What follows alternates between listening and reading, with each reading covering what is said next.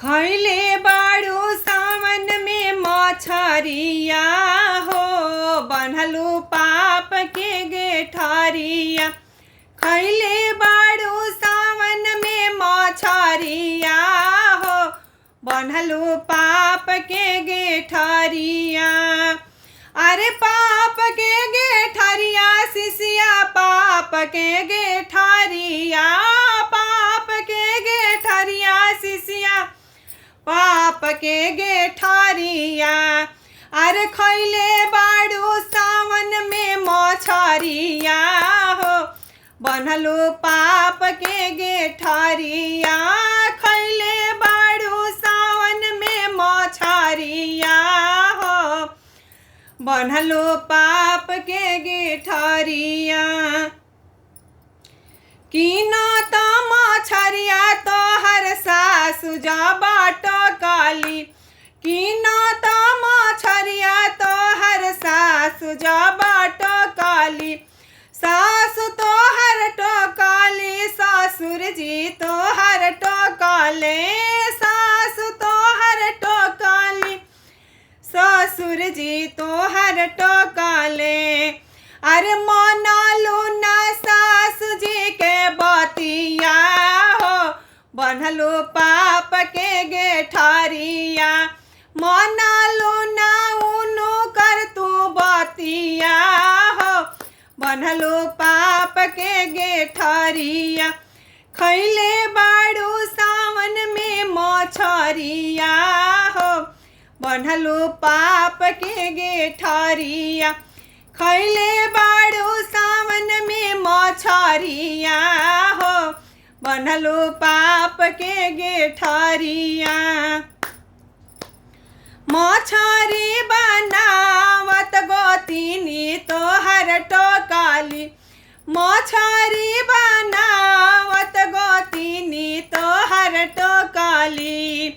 अरे गोतिन तोहर टोकाली, भासुर जी तोहर रोकाले, गोतिन तोहर टोकाली, भासुर जी तोहर टोकाले।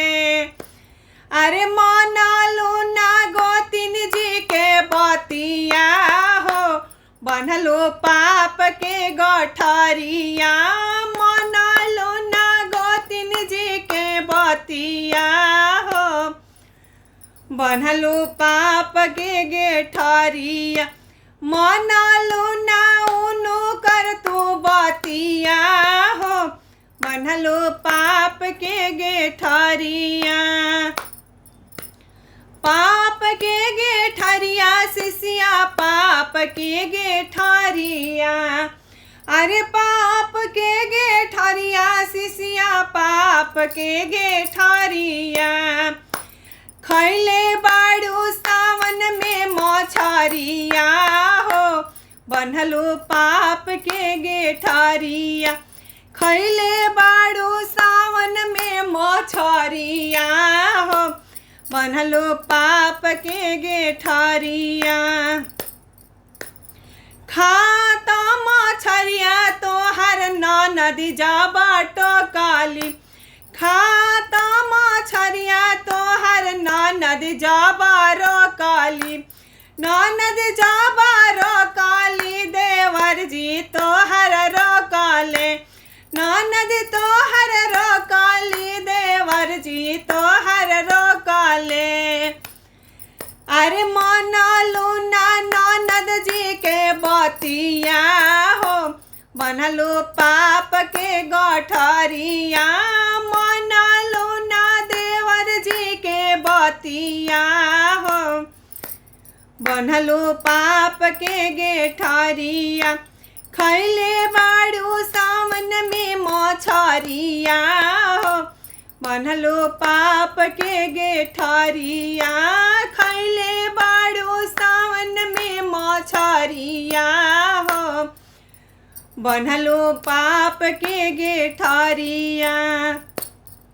अरे पाप के गेठरिया शिष्या, पाप के गेठरिया, पाप के गेठरिया शिष्या, पाप के गेठरिया।